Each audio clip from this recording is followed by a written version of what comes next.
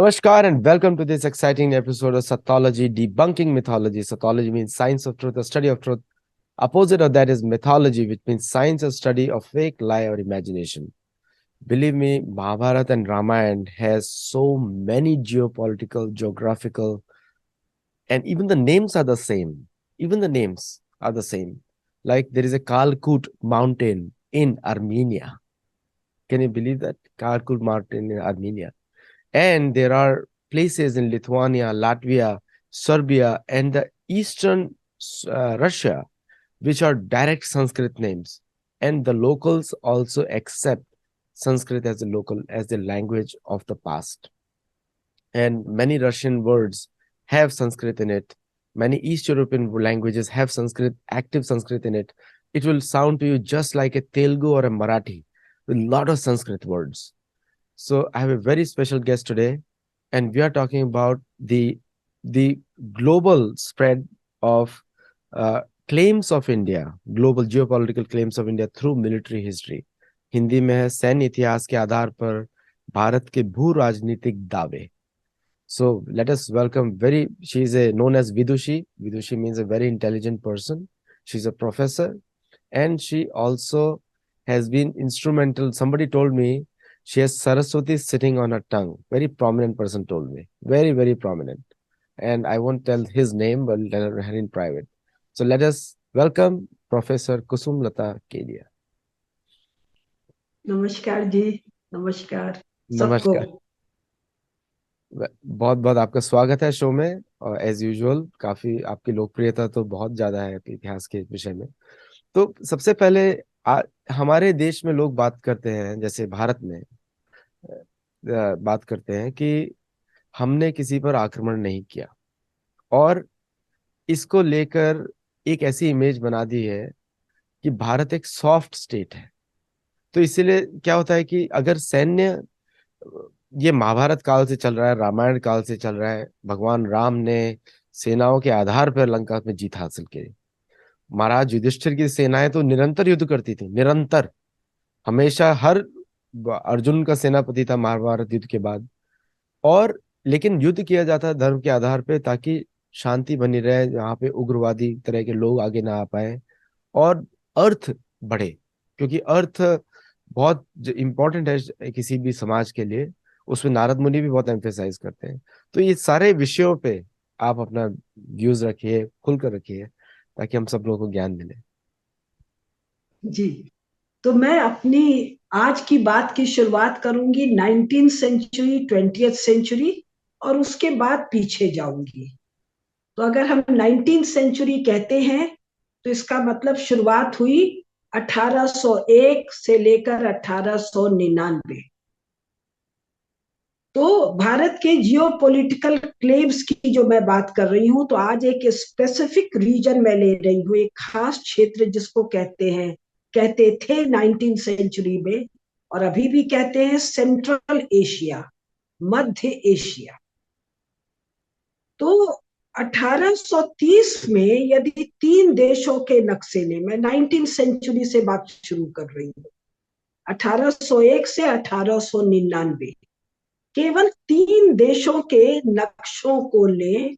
एक जो रूस था, कभी बीच में सोवियत रूस हुआ, फिर रूस हो गया.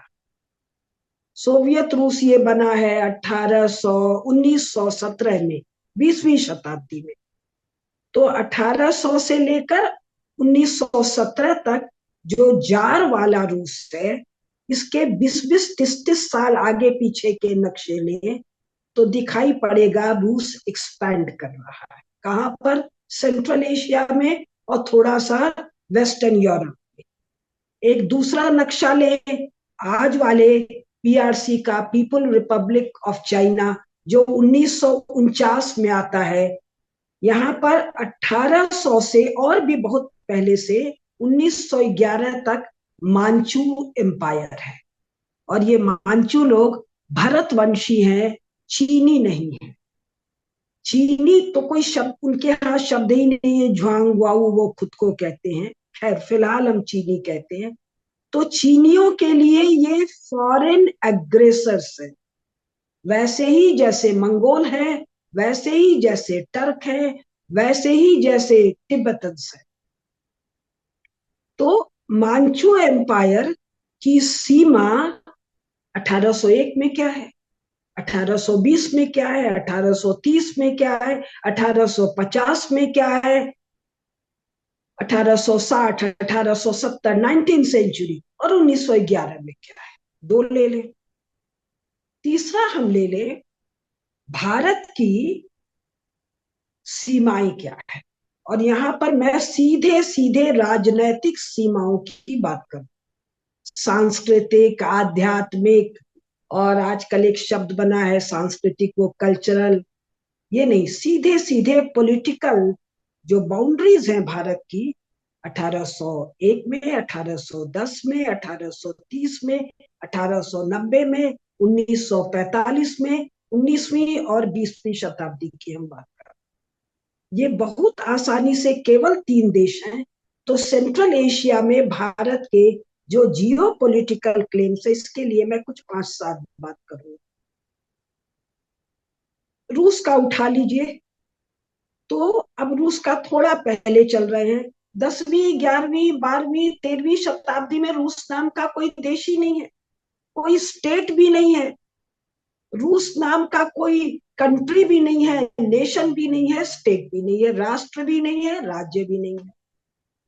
कब से नहीं है? First, second, third, fourth, 10th century, 11th, 12th, 13th, 14th, कहीं कुछ नहीं है। 13वीं शताब्दी में ऊपर नॉर्थ से कुछ लोग आ रहे हैं कीव नदी के किनारे, और ये कीव कौन सा है? मॉडर्न यूक्रेन, जहां भी लड़ाई चल रही है। यूक्रेन भी पहले कभी कहीं नहीं है। 13वीं शताब्दी में और 14वीं शताब्दी में, यहाँ ध्यान दीजिएगा मेरे शब्द, सनातन धर्मी मंगोल सम्राट चंगेज खान आक्रमण करता है, और मस्कवा, मास्को, ये घने जंगलों में एक स्थान है, स्थान था नहीं, ये घने जंगल थे जहां पर भाग भाग कर लोग जाकर रह रहे हैं। क्यों भाग रहे हैं? क्योंकि सनातन धर्मी मंगोल सम्राट चंगेज खान, खान मुसलमान नहीं है, ये सनातन धर्मी सम्राट की उपाधि है। उच्चारण क्या है? वर्तमान में हम खान कह रहे हैं। इनके आक्रमण से भाग के मस्कवा, मास्को नाम के एक जगह पर जा रहे हैं। वो जगह जो चारों तरफ जंगलों से घिरा हुआ है, ये गांव भी नहीं है, शहर भी नहीं है, ये कोई कैपिटल सिटी भी नहीं है, ये राज्य भी नहीं है। ये मॉडर्न यूक्रेन, कीव, जो जहां पर ये कह रहे हैं रशियन लोग हैं, जहां झगड़ा है कि ये स्लाव नहीं है वगैरह वगैरह, तो ये भाग के जा रहे हैं 13वीं, 14वीं, 15वीं शताब्दी तक रूस नाम का देश नहीं। फिर धीरे धीरे एक रशियन स्टेट नाम की कोई एक चर्चा हो रही है, लेकिन ये कहाँ है? मस्कवा के आसपास, ये बड़ा वाला नहीं जो आज वाला है, ये 1917 से 1990 वाला भी नहीं, जिसमें से अनेकानेक nation state, artificial, arbitrary nation state निकाल कर बाहर किए गए। दोनों शब्द इंपॉर्टेंट है, आर्टिफिशियल, आर्बिट्रेरी, और इसीलिए टेम्पररी स्टेट्स जो बन रहे हैं बिगड़ रहे हैं, बन रहे हैं बिगड़ रहे हैं। तो राष्ट्र जो होता है, राष्ट्र की सीमाएं दी हुई होती है। तो ये जो रूस है, ये स्वयं भी एक आर्टिफिशियल स्टेट है। अब आगे कह रही हूं, आर्टिफिशियल नेशन स्टेट है। तीसरी बात कह रही हूं, आर्टिफिशियल नेशन है, क्योंकि इसकी तो कोई बाउंड्रीज का पता ही नहीं है, ये कब से एग्जिस्टेंस में है। फिर नाम हम सुनते हैं, 16वीं, 17वीं, 18वीं शताब्दी आ जाती है, एक कोई पीटर, एक कोई कैथरीन। कैथरीन की कथा कहानी सुनाने का आज वक्त नहीं है, हंसी आएगी। इनको ग्रेट कहते हैं, तो फिर ग्रेट शब्द क्या डेमोनिक है अगर पीटर की बात करते हैं और कैथरीन की बात करते हैं। तो ये 18वीं शताब्दी में है जहां तक मुझे ध्यान है। तो 18वीं शताब्दी का उत्तरार्ध, 19वीं शताब्दी में रूस कहाँ है, इसके बाउंड्रीज पर, इसके फ्रंटियर्स पर आर्मी का लोकेशन होगा। अब हमने शुरुआत बात की थी 19th सेंचुरी से, तो 1803 में रूस कहाँ है? रूस की मिलिट्री, सेंट्रल एशिया हमारा आज का विषय है, सेंट्रल एशिया के किन क्षेत्रों में है? तो आप देखेंगे 1830-40 में कहीं नहीं। 1850 के बाद 56 वगैरह में छोटे छोटे छापामार युद्ध होते हैं या झड़पें होती हैं, ताशकंद और उसके बाद वाली जगहों में। अब ध्यान देना होगा सेंट्रल एशिया क्या है, ये शुद्ध रूप से भारत है। अभी हम इस पर थोड़ी देर से आएंगे। यहाँ का अगर क्लाइमेट और टेरेन को हम देखें तो नन्हे नन्हे सेटलमेंट्स हैं, जिनके बड़े पुराने नाम हैं, कम से कम महाभारत से, और महाभारत के भी बहुत पहले से। महाभारत यानी 5000 साल। ये महाभारत वेद व्यास जी का लिखा हुआ प्रथम खंड 6 खंड है। प्रथम खंड है आदि पर्व में। इसमें सेंट्रल एशिया के उन ओएसिस स्टेट्स के नाम दिए हुए, वहां के रहने वालों के भी नाम दिए हुए हैं। लेकिन 13वीं, 15वीं, 16वीं, 17वीं शताब्दी या 18वीं शताब्दी का भी रूस का साहित्य यदि आप उठाते हैं तो उसमें इस क्षेत्र के न तो नदी का नाम है, न पहाड़ का नाम है, न रेगिस्तान का नाम है, न दलदल का नाम है, न नगर का नाम है, न झील का नाम है, न लोगों के नाम है, न देवियों के नाम है, न देवताओं के नाम है, न फलों के नाम है, न रास्तों के नाम है। क्यों? क्योंकि ये संपूर्ण क्षेत्र रूस से अपरिचित क्षेत्र है। एक बात कह के फिलहाल मैं रुक रही हूं, तो 18 या 2-4 लाइन और कह दूं। 1850 से 1917, 60, 50 और 17, 67 ईयर्स, 67 साल में अगर रूस के सैन्य अभियानों को सेंट्रल एशिया में हम देखते हैं तो बड़े आराम से पता चलता है, this is expansion of, this is colonial expansion, this is aggressive expansion, this is imperial expansion, and therefore illegal expansion of Tsarist Russia in this area. और इसी से 1990 में ये 5 निकल के बाहर हुए। कौन 5? अगर रूस की तरफ से चले तो कजाकिस्तान, उज्बेकिस्तान, ताजिकिस्तान, तुर्कमेनिस्तान और किर्गिस्तान। 1990-91 में ये 5 बाहर हुए हैं। क्यों? क्योंकि ये क्षेत्र का रूस से कोई लेना देना। और ये जो 5 स्थान, जो ये 5 नाम है, 1990 के पहले आप ढूंढे तो आपको कोई कजाकिस्तान कहीं नहीं मिलेगा, कोई उज्बेकिस्तान नहीं मिलेगा। कजाक का मतलब कोई लंबा सा कोट, उज्बेक कोई सरदार का नाम है। भारत में जब हम किसी को कहते हैं कुछ पगला सा है तो कहते हैं तू उज्बक है क्या। इसी तरह तुर्क शब्द है, संस्कृत तुरुस्क का अपभ्रंश, उस पर ये तुर्किस्तान है, लेकिन तुर्किस्तान नेशन स्टेट के रूप में कभी नहीं रहा। किर्गिस्तान नेशन स्टेट के रूप में 20th सेंचुरी के पहले, 1990 के पहले कभी नहीं रहा। और इसी प्रकार ताजिकिस्तान, ये पांचों के पांचों सोवियत रूस के लोगों के द्वारा खड़े किए गए artificial, arbitrary, temporary nation states हैं। अब थोड़ा आ जाए हम लोग मानचू चाइना पर। ये चाइना नहीं है। चाइना तो एक नन्हा सा छोटा सा एरिया है पीकिंग के नीचे।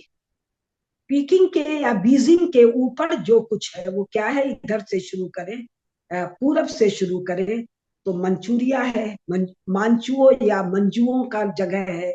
मंगोलिया है, मंगोलों का है।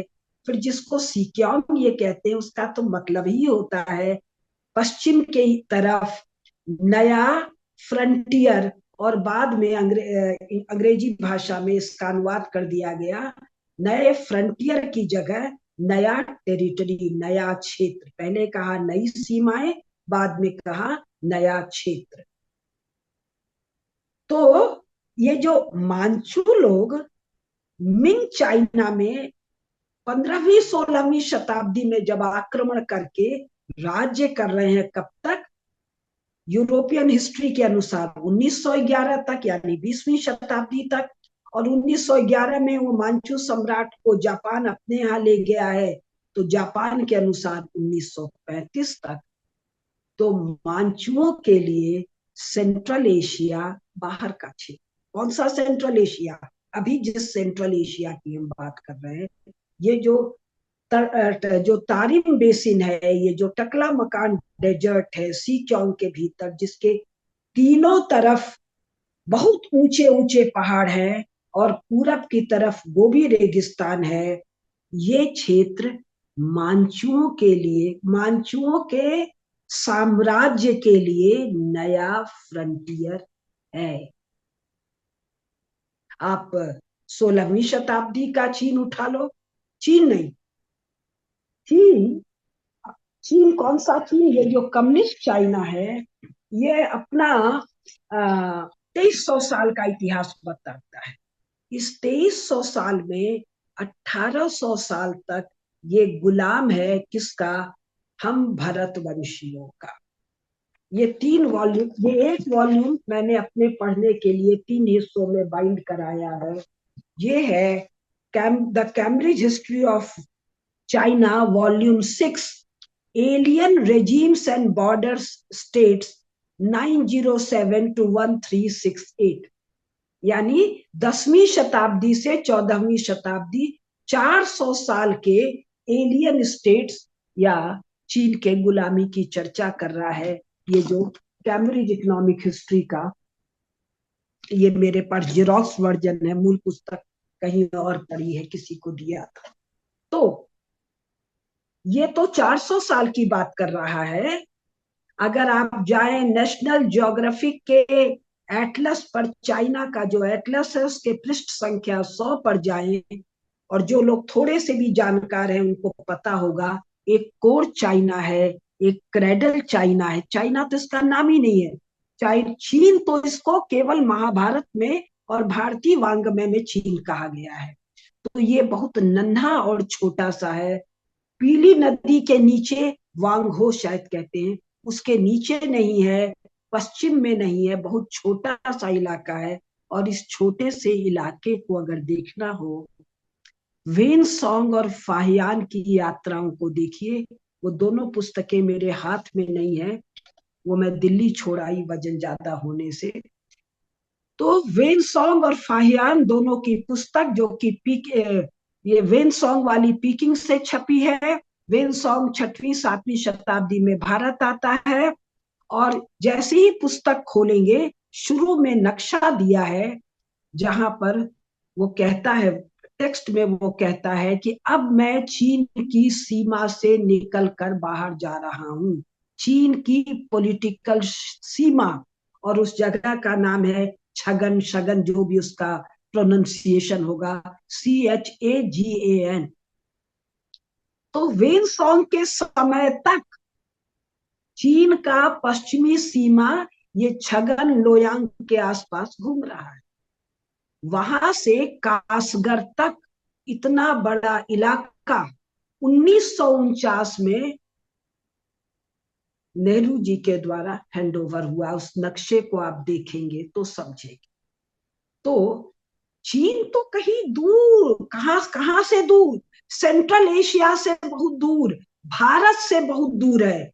फाहियान जब भारत आता है, फाहियान की कहानी है शायद, तो लोग पूछते हैं आप कहाँ से आए हैं, तो बताता है मैं वहां से आया हूं। तो भारत के जो पंडित लोग हैं वो कहते हैं बहुत आश्चर्य है, सुदूर पूर्व से कोई चला आ रहा है भारत में ज्ञान अर्जन करने। चीन के साहित्य में भारत वेस्ट है, कैपिटल WEST। वो पुस्तक नहीं है, नहीं तो मैं अभी आपको दिखा। तो ये जो सिक्योंग है, जो उइगर का इलाका है, ये जो तिब्बत के बारे में तो सब लोग जानते हैं कि 1949 में कम्युनिस्ट चाइना आता है, उसके कई साल बाद कितनी बर्बरता से इस पर कब्जा किया गया है। लेकिन सीक्योंग कर्टसी नेहरू जी की माओ को स्टालिन के कहने से हैंड ओवर होता है। छोटा सा एक संदर्भ, मुझे कैसे पता, मुझे सपना आया क्या। एक ये पुस्तक देखिए, ये पुस्तक है Foreign Devils on the Silk Road. इसके पृष्ठ संख्या 10 पर साफ साफ लिखा हुआ है, sir Percy Sykes, the geographical the geographer and one time British consul general at Kashgar. अब ये कासगर क्या है? ये जो टकला, ये अब सीक्योन की बात कर रहे हैं जो अभी चीन में है, पीआरसी में, चीन कहना गलत है, जो कम्युनिस्ट कब्जे में है। इस कम्युनिस्ट कब्जे के सीक्योंग वाले इलाके में जो टकला मकान डेजर्ट है, उसके सबसे पश्चिमी हिस्से में कासगढ़ नाम का नगर है, जो अभी भी मैप में उसके नीचे ब्रैकेट में लिखा हुआ है काशी।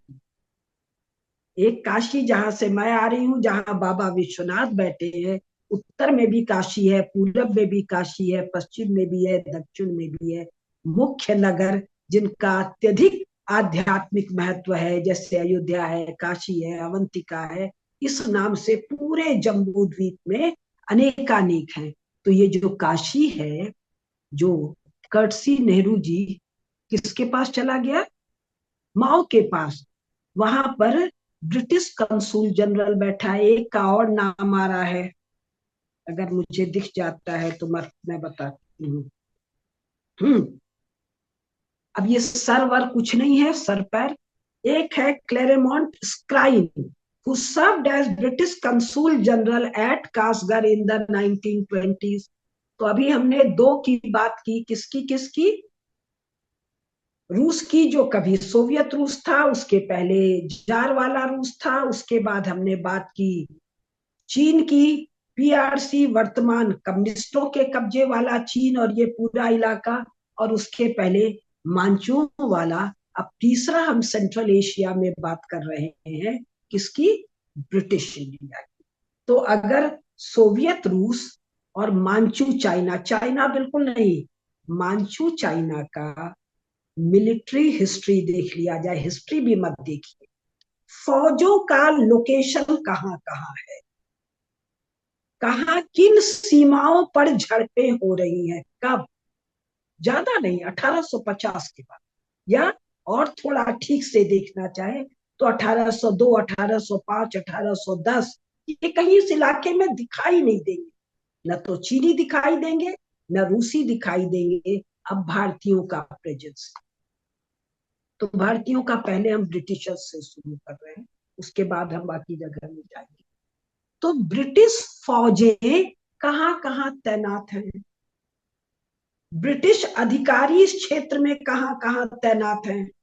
तो केवल अगर हम ये देख लें, ये पांचों स्थान कौन कौन? कजाकिस्तान, उज्बेकिस्तान, तुर्कमेनिस्तान, ताजिकिस्तान और किर्गिस्तान, ये 5 स्थान, ये सीक्योंग, ये यूक्रेन, और अभी भी सोवियत रूस का भारत की तरफ वाला हिस्सा, इसमें फौजें कहाँ तैनात हैं, लड़ाइयां कहाँ हो रही हैं, झड़पें किससे हो रही हैं, 2 आर्मी लड़ रही है कि 3 आर्मी लड़ रही है, तो वो 2 आर्मी किसकी किसकी लड़ रही है, बड़े आराम से पता चल जाएगा कि कौन सा हिस्सा कहाँ जाता है। मैं आज चर्चा कर रही हूँ भारत के जियो पॉलिटिकल क्लेम की थ्रू मिलिट्री हिस्ट्री, या हम कहें थ्रू थ्रू आर्मीज, क्या कहेंगे, डिप्लॉयमेंट या क्या कहते हैं, कहाँ कहाँ फौजों की तैनाती हो रही है, कहाँ कहाँ झड़पें हो रही हैं, और 2 झड़प वाले जगह कहाँ हैं। अब ले आइए कि इस पूरे इलाके में, यानी ये समस्त हिमालय क्षेत्र में ध्यान दीजिएगा मेरे बात पर, ये जो हिमालय का जो पूरा का पूरा रेंज है, जिसको हम सुमेरु पर्वत वगैरह का भी वर्णन आएगा, इस पूरे हिमालयन क्षेत्र में कौन है? तो दिखाई देगा आपको, ब्रिटिश फौजें हैं, कश्मीर के महाराजा की फौजें हैं, 1840 में महाराजा रणजीत सिंह की फौजें। टैक्स कहाँ जमा हो रहा है? इंडियन ट्रेजरी में जमा हो रहा है। तो जब ये खोजा जाएगा तो भारतीय सेना नहीं मिलेगी आपको, ब्रिटिश सेना मिलेगी। तो ये ब्रिटिशर्स कहाँ कहाँ है? जो भारतीय क्षेत्र है। अब एक चीज को और ध्यान दीजिए, ये जो मैंने कहा पूरा हिमालयन रेंज है, तो जो सेंट्रल एशिया है इसकी टोपोग्राफी पर ध्यान दीजिए। ये सेंट्रल एशिया क्या है? पूरा हिमालय का क्षेत्र है, पामीर का पठार है, दुनिया भर की पहाड़ी वो श्रृंखलाएं इससे निकली हैं, उनके अलग अलग नाम है। ये एक भयंकर दुर्गम क्षेत्र है, ये बर्फ से ढका हुआ क्षेत्र है, यहाँ पर घास के मैदान हैं, यहाँ दलदल है, और यहाँ अनेकानेक ठंडे रेगिस्तान है।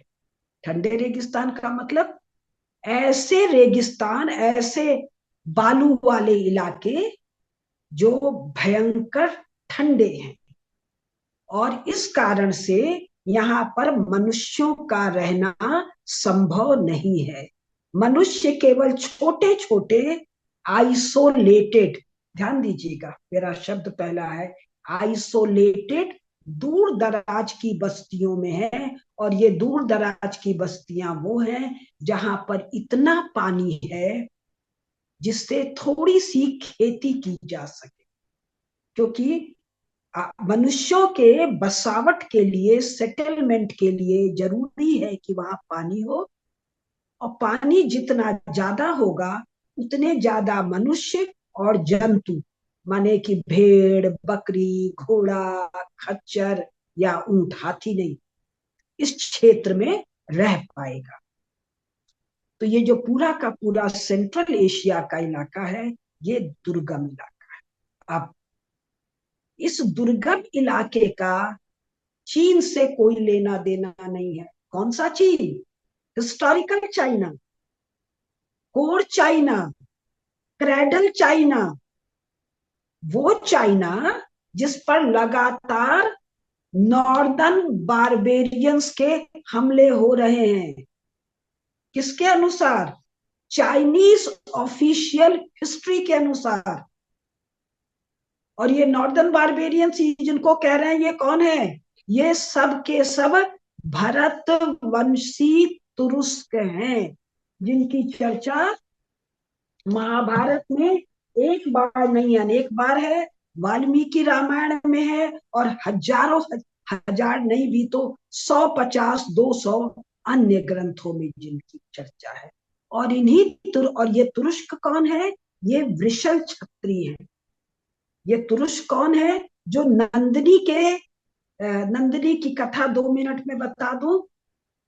ये जो समुद्र मंथन से निकली है कामधेनु, जो स्वर्ग चली गई है, उसकी बेटी है नंदिनी। ये महर्षि वशिष्ठ के आश्रम में है। एक समय एक राजा इनको ले जाना चाहते हैं, तो नंदिनी कहती है महर्षि वशिष्ठ से हमारी रक्षा करो।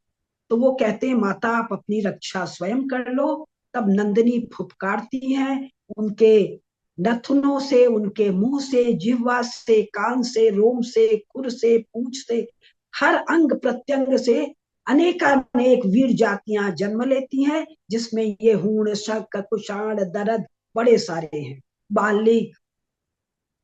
तो ये जो सेंट्रल एशिया है, ये नंदिनी के पुत्रों से बसा हुआ क्षेत्र है।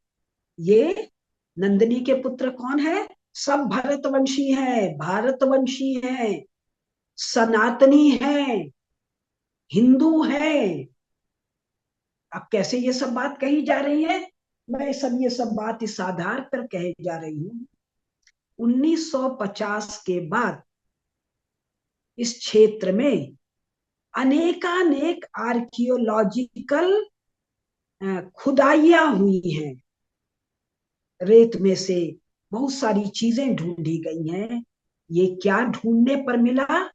भारतीय क्षेत्र, संस्कृत भाषा, महिषासुर मर्दिनी, गंगा का अवतरण, नंदी पर सवार त्रिशूलधारी शिव, ऐरावत पर वर्तमान इंद्र, अनेकानेक अप्सराएं, शेष सैया पर सोए हुए भगवान विष्णु, गणेश, हनुमान जी। और ये सब मोटा मोटी वैसे ही हैं जैसे कि अजंता में है, जैसे कि भारत के अन्य क्षेत्र में है। वो एक पुस्तक मेरे पास थी जो मैं दिखा नहीं पाई, लेकिन केवल एक पुस्तक मैं दिखा रही हूँ। ये India's Contribution to World Thought and Culture, एक पुस्तक, ये 4-6 सेंट्रल एशिया के आर्ट और कल्चर पर आप अनेकानेक पुस्तकें निकाल लीजिए, उनमें ये सब कुछ मिल जाएगा जो मैं कह रही। तो अब ये जो दुर्गम क्षेत्र है, जहां पर दूर दूर छोटे छोटे सेटलमेंट्स हैं, अंग्रेजों को 1857, आप लोगों को पता है, 1840-50 के आसपास, यानी मिड 19 सेंचुरी में भयंकर रूसोफोबिया होता है। अब इसका 5 मिनट में हम कहानी सुना दे। Post Vasco da Gama, post Columbus, दुनिया भर की ईस्ट इंडिया कंपनीज बनती हैं। इंग्लैंड में बनती है, फ्रांस में बनती है, हॉलैंड में, स्पेन में, पुर्तगाल में, सबकी ईस्ट इंडिया कंपनी बनती है। लेकिन ये ईस्ट इंडिया कंपनी कभी नॉर्थ में जाती है, कहीं साउथ में जाती है, वेस्ट में जाती है, ईस्ट में जाती है, भारत की खोज में। और भारत की खोज में ये रेड इंडियन खोज लेते हैं, ये वेस्ट इंडीज खोज लेते हैं। ये जहां पहुंच जाते हैं वो कहता है कि हम भारत हैं। और ये मामला कब का है? 16वीं शताब्दी, 17वीं, 18वीं के आसपास रूस वाले भी फैलना शुरू करते हैं। इनकी जमीन की भूख भयंकर है, इस पर अनेकानेक पुस्तकें हैं। तो अब इंग्लैंड को डर होता है कि रूस भारत तक चला आएगा और भारत के ट्रेड में हिस्सा लेगा। रूसोफोबिया किसको होता है? इंग्लैंड को होता है। और रूस को लगता है कि जब तक इंडिया पर इंग्लैंड का कंट्रोल है, कब्जा है, किस पर? इंडिया पर नहीं, भारत के ट्रेड पर, तब तक उससे compete करना मुश्किल है। और इनका फोबिया इस बात पर आधारित है कि जिस सेंट्रल एशिया की हम बात कर रहे हैं, इस सेंट्रल एशिया को न अंग्रेजों ने देखा है, न रूसियों ने देखा है, न फ्रेंच ने देखा है, न अमेरिकन ने देखा है, न स्पेन ने, न पोर्चुगाल ने, न स्वीडन ने, न डेनमार्क ने, किसी ने देखा नहीं। 18th सेंचुरी में तक सेंट्रल एशिया में यूरोपियन प्रेजेंस नहीं है। 19th सेंचुरी में जरा जरा से लोग जाने लगते हैं।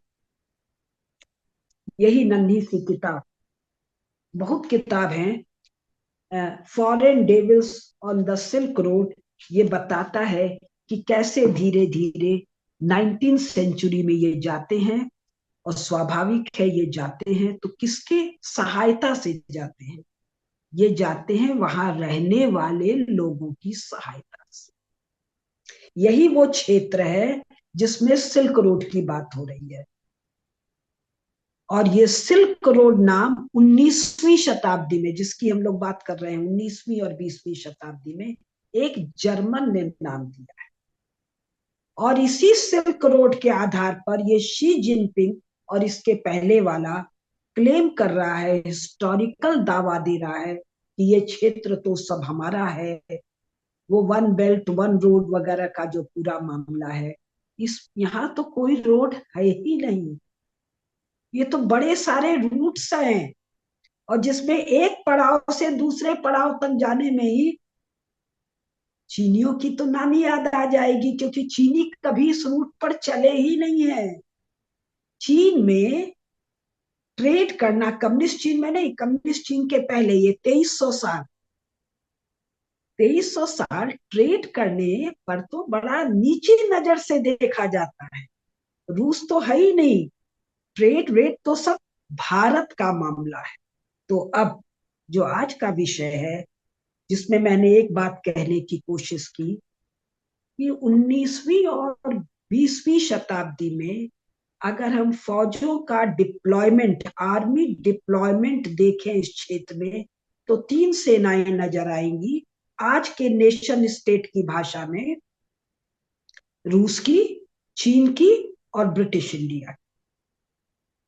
और अगर हम कश्मीर का इतिहास पढ़ें, महाराजा रणजीत सिंह का इतिहास पढ़ें, मुझे कम ज्ञान है, तो इनकी सेनाओं का मूवमेंट इस पूरे क्षेत्र में नजर आएगा।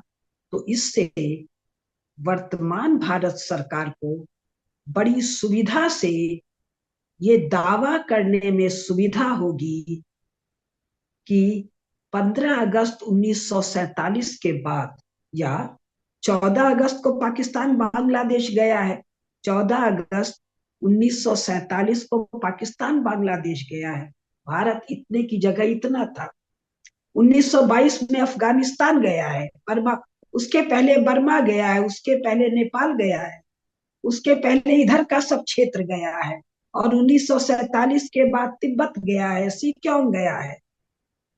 तो भाई, जैसे आप 15 अगस्त 1947 का आजादी का महोत्सव मना रहे हैं, तो आज या कल इस क्षेत्र के बारे में बात होगी, ये क्षेत्र कम्युनिस्टों के कब्जे में तो नहीं रहे। जैसे दूसरे वर्ल्ड वॉर के बाद एक टेबल पर बैठकर 3 बात करते हैं, कौन कौन 3? चर्चिल, रूजवेल्ट और स्टालिन। और ये चर्चिल ने अपनी कलम से लिखा है सेकेंड वर्ल्ड वॉर पे, 4 वॉल्यूम मेरे हाथ में है। इसमें एक वॉल्यूम में 43 में, 1943 में, जब चर्चिल, रूजवेल्ट और स्टालिन बैठते हैं, और बाद में 1945 में रूजवेल्ट का मृत्यु होता है, तो ट्रूमैन, चर्चिल और स्टालिन बैठते हैं, तो तय करते हैं कौन सा क्षेत्र किसको जाएगा। बस ये बात यहां तक करके मैं रोक रही हूं।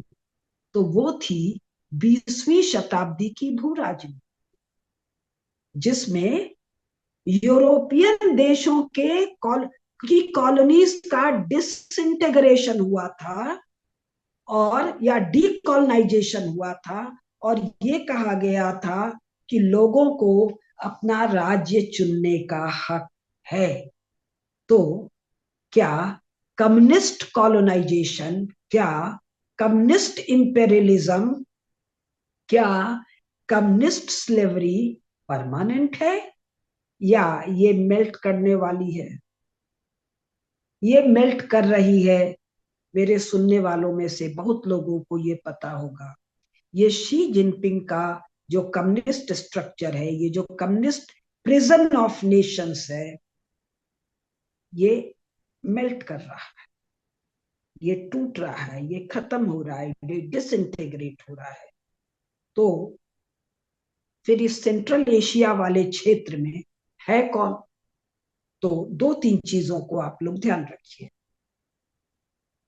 अब हम 19वीं 20वीं शताब्दी से थोड़ा सा पीछे चलते हैं, 17वीं 16वीं 15वीं। हमारा जो महाभारत है, ये तो 5000 साल पुराना है, और ये बहुत बड़े रूप में मिलिट्री हिस्ट्री है हमारी, बहुत बड़े रूप में, खास करके सेंट्रल एशिया में। और भी बहुत एरिया का इतिहास है, लेकिन अभी मैं केवल सेंट्रल एशिया पर फोकस कर रही हूं। और केवल महाभारत, जो आज से 5100 साल पुराना है, केवल वो नहीं, ये महाकवि कालिदास द्वारा रचित रघुवंशम, ये महाराज विक्रमादित्य के समय, आज से 2000 साल पहले लिखा गया।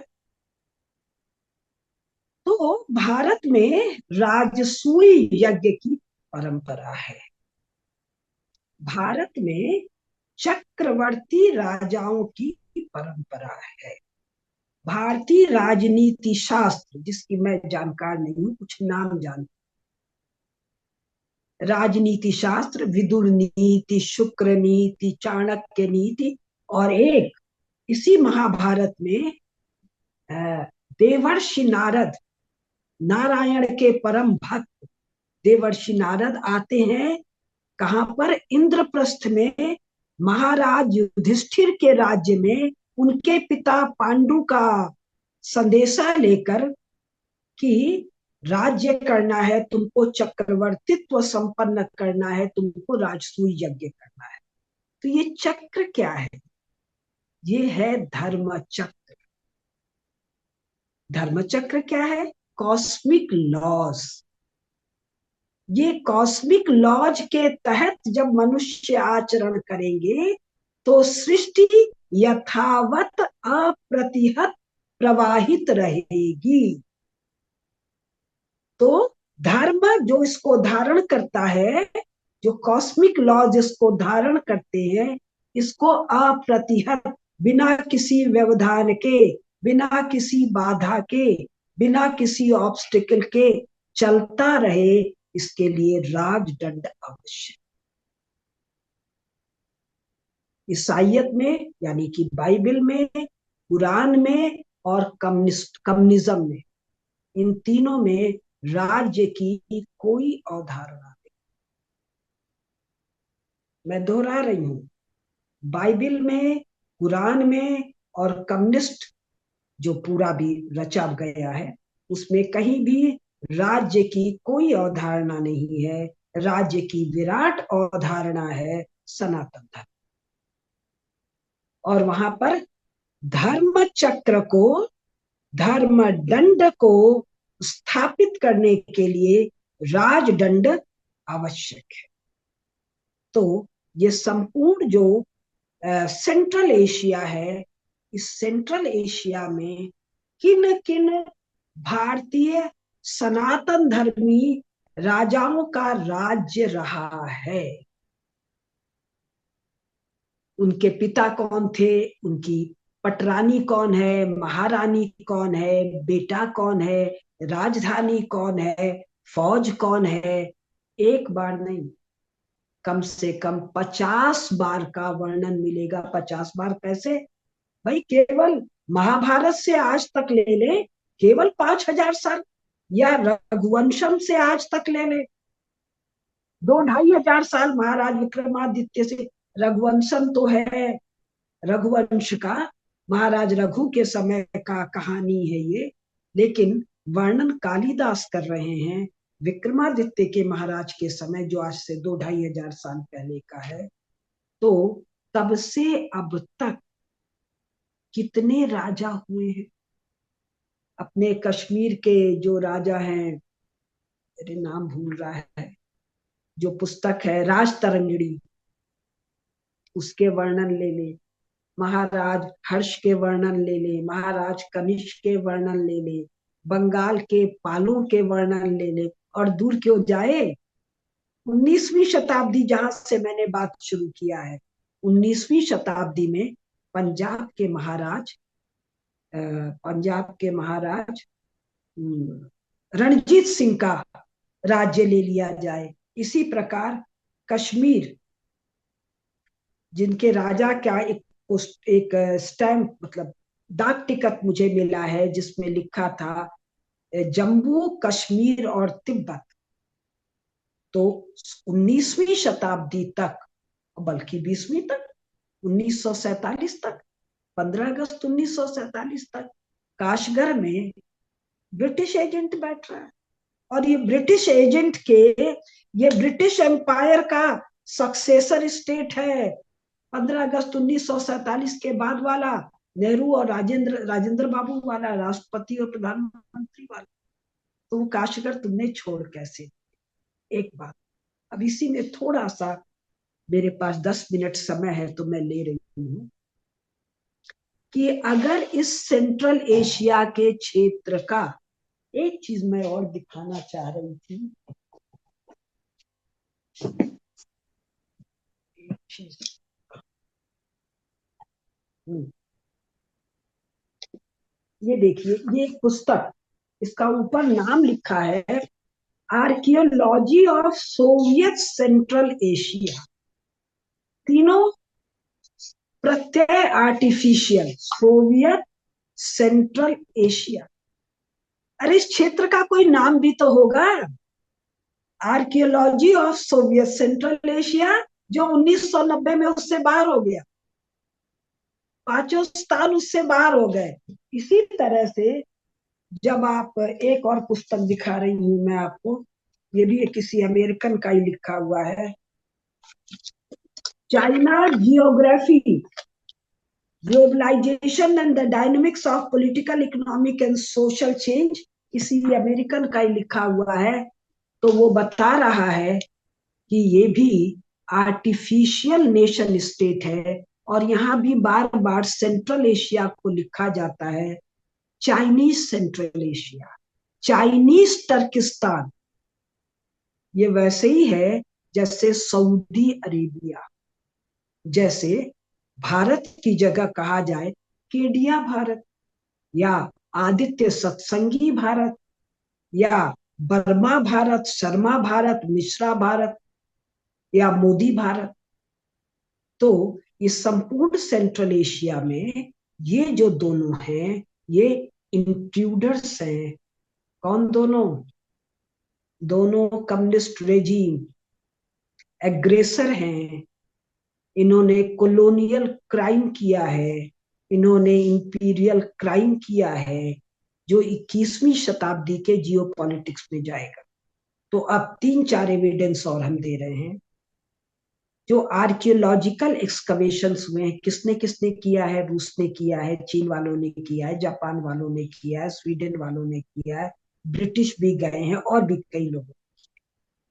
इनसे जो निकला है इस पूरे सेंट्रल एशिया में, वो सब का सब केवल और केवल भारतीय। कैसे?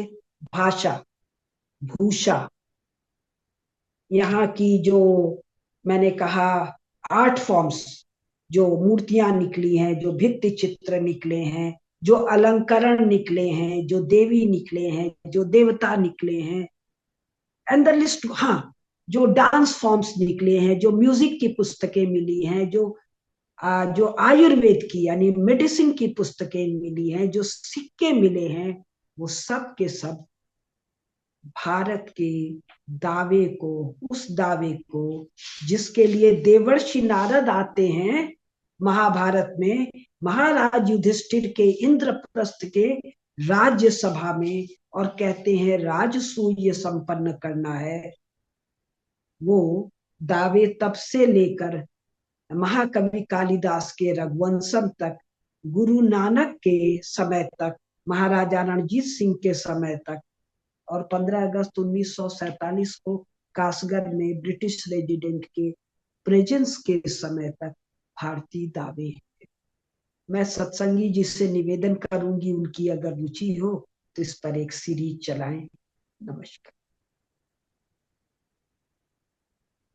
बहुत बहुत धन्यवाद। और इतना इतना इम्पोर्टेंट, मैं पूरी ध्यान से सुन रहा था और सारे स्टूडेंट्स भी ध्यान से सुन रहे हैं। और एक इम्पोर्टेंट एक क्वेश्चन आता है, आपने सारे विषयों पे बात कर लिया, एक क्वेश्चन आता है कि अगर भारत का इतिहास इतना गौरवशाली है और था, तो आजकल के जो जो हमारे जो पॉलिसी मेकर्स रहते हैं भारत के, और भारत एक नाम जो है पूरे जम्बूद्वीप का ही नाम है, जम्बूद्वीप पूरे, मतलब अगर हम देखें भारत, भारत जो नाम है ऋषभ देव के पुत्र पे जो पड़ा है सबसे पहले, वो तो त्रेता युग का नाम है, त्रेता युग की शुरुआत का है, सतयुग के अंत का नाम है वो। तो तब से भारतवर्ष नाम है। तो मिलियंस ऑफ इयर्स, ये आज का नाम नहीं है। उसके बाद वापस दुष्यंत के पुत्र पे वापस भरत, भारत पड़ गया, 2 बार पड़ा। तो इतना गौरवशाली शाली इतिहास है। और आपने सभी राजाओं की बात करी, किसी को सेना की शक्ति है, सैन्य शक्तियां हैं भारत में, विश्व में। तो सबसे उत्कृष्ट नाम आता है सेनाओं में, जिसपे केस स्टडीज बनी है, वो भारतीय सेनाओं पे बनी है case studies. British military school में जो अफगानिस्तान में जो भारत के सैनिकों ने, 21 सैनिकों ने 10,000 अफगान उस समय भी तालिबान था, हम्म, तालिबान टाइप के लोग हम्म, थे, तालिबान नाम नहीं होगा लेकिन उस तरह के लोग थे, उनको हराया। वो आज तक लास्ट हम्म, मैन स्टैंडिंग की यूनिक रिपोर्ट है। और पूरी दुनिया में माना जाता है कि भारतीय सेना एक ऐसी सेना है जिसने ऑटोमान एम्पायर को हराया, जिसने हम्म, भारतीय सैनिकों ने, जब पिक्चर्स हैं वर्ल्ड वॉर 1 में कि भारतीय सैनिक पेरिस में उन्होंने जर्मन्स को हराया, और द्वितीय हम्म, विश्व युद्ध में भारतीय सैनिकों ने अफ्रीका में जर्मन्स को हराया, और वही भारतीय सेना ने अंत में जाके ब्रिटिश को हराया भारत के अंदर आईने के रूप में। सेम सैनिक, वही हम्म। सैनिक है। तो ये इतिहास इतना गौरवशाली है। लेकिन आज का हम देखते हैं, हमारे बच्चों को सिखाया जाता है, भारतीय बच्चों को सिखाया जाता है कि हमने किसी पर आक्रमण नहीं किया। और अगर आपने किसी पर आक्रमण नहीं किया तो इसका मतलब आप गुलाम बनिए। वो एक बड़ा साधारण सा रूल है, क्योंकि सेनाओं से ही धर्म की रक्षा होती है और किसी से नहीं होती, क्योंकि सेना भी धर्म का पार्ट है। तो इसके विषय में आप क्या बोलेंगे? देखिए भाई, 15 अगस्त 1947 को जो ट्रांसफर ऑफ पावर हुआ था, वो पावर बहुत ही षड्यंत्र के साथ नेहरू को करवाया गया था। तो करवाने का एक सिंपल प्रयोजन था कि भाई साम्राज्य जा रहा है, कॉलोनियलिज्म जा रहा है, लेकिन संसाधनों का एक तरफा हस्तांतरण इंग्लैंड एवं अन्य, डेवलप्ड कहना तो मूर्खता है, अन्य यूरोपीय देशों को होता रहे। तो होता रहे बिना किसी रुकावट के, और इस हस्तांतरण में भारतीय ही पार्टनर्स बन जाए, वो रुकावट ना पैदा करे। तो जरूरी है ऐसी चीजों को बताया जाए जो इस काम को करने में सहायक हो। और इसको लेके बहुत चिंता करने की बात मेरी समझ से नहीं है। कारण क्या कर लिया पढ़ा लिखा? जब अमेरिका के ट्विन टावर्स को वो जहाज से भिड़ा के गिरा दिया, तो America, United states of America ने जो संयुक्त सेना अभ्यास किया, ज्वाइंट मिलिट्री एक्सरसाइज, वो भारतीय सेना के साथ। तो ये सब पढ़ाने लिखाने, ये ब्रिटिशर्स की जो होशियारी थी। और हर देश और हर समाज में हीन लोग भी होते हैं, नेहरू गांधी जैसे हीन लोग हर समाज में होते हैं, और वो कई बार सत्ता के शिखर पर आते ही रहते हैं। इसमें कोई नई या खास बात या दुखी होने की या निराश होने की बात नहीं है। तो इस कारण से दुनिया भर की मूर्खता की बात, भारतीयों ने विदेश पर आक्रमण नहीं किया। अरे भाई, तो विदेश कौन है और देश कौन है? आपको पॉलिटिकल बाउंड्रीज बतानी पड़ेंगी ना। तो महाभारत के अनुसार और हमारे अनेकानेक शास्त्रों के अनुसार जम्मू द्वीप भरत खंड है। तो इस भरत खंड से संपूर्ण जम्मू द्वीप में लगातार मिलिट्री एक्सपेडिशन है। ये राजसूय यज्ञ क्या है, ये अश्वमेध क्या है, चक्रवर्तित्व क्या है? अच्छा, और केवल जम्बू द्वीप में नहीं होते हैं, सातों के सातों द्वीप, जो हमारे बहुत बड़े राजाओं की उपाधि है, उसमें एक उपाधि है भूपति, पृथ्वीपति। फिर वर्णन आता है सातों द्वीपों से सुसज्जित धरती के ये अधिपति हैं। तो ये तो बार बार आ रहा है। अब हर समाज में समय समय पर दीनता, मूढ़ता, मलिनता छा जाती है। तो अगर ये सब भी अंग्रेजों ने शुरू किया, लेकिन अंग्रेजों के शुरू करने से क्या होता अगर नेहरू और गांधी 1947 में इम्पोर्टेंट ना होते? तो ये पढ़ाया जा रहा है, क्यों पढ़ाया जा रहा है? इन सब के बावजूद एक नरेंद्र मोदी है, और उनका बैकग्राउंड देखिए, खुद उन्होंने बार बार बताया, और भारत का सामर्थ्य देखिए बहुत, कि माँ घरों में काम कर रही है, पिताजी चाय बेच रहे हैं, ये भी चाय बेच रहे हैं। 9 साल की उम्र में ये गए हैं आरएसएस वगैरह, बाल स्वयं सेवक है और बाकी चीज है। और पूरा आरएसएस क्या पढ़ा रहा है? 2 बार। एक तो जी हम विदेश पर आक्रमण नहीं किए। भाई तुम लोग महाभारत को, रामायण को मानते हो कि नहीं मानते हो? जम्बू द्वीप ही भारत है ना, लेकिन सातों द्वीपों पर भारतीय राजाओं का निरंतर निरंतर अनवरत राज्य रहा है। जब बाली कहता है भगवान राम को कि हे भगवान, मैंने आपका क्या अपराध किया था कि आपने मुझे मार दिया? तो भगवान क्या कहते हैं कि भाई मैं रघुवंश का हूँ, रघुवंश के राजाओं का संपूर्ण पृथ्वी पर राज्य है। तो जहां पाप है, जहां अन्याय है, जहां दुष्टता है, जहां अपराध है, वहां दंड देना रघुवंशियों का काम।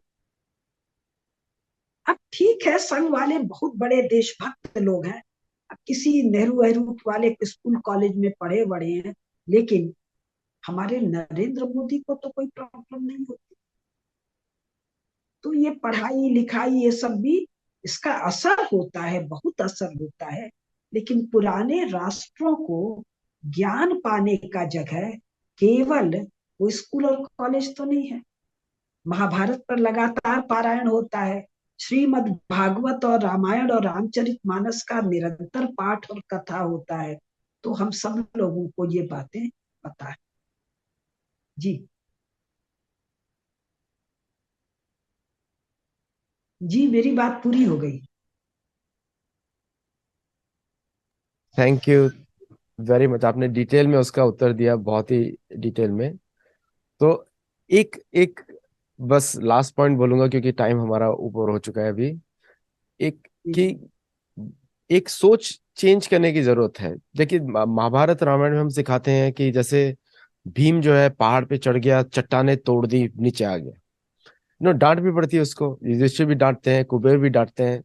लेकिन एक उद्दंडता करने का उसको धर्म के कंट्रोल में वो मानता भी है सबकी बातें। भीम इजीली युधिष्ठिर महाराज के सामने झुक के खड़ा हो जाता है।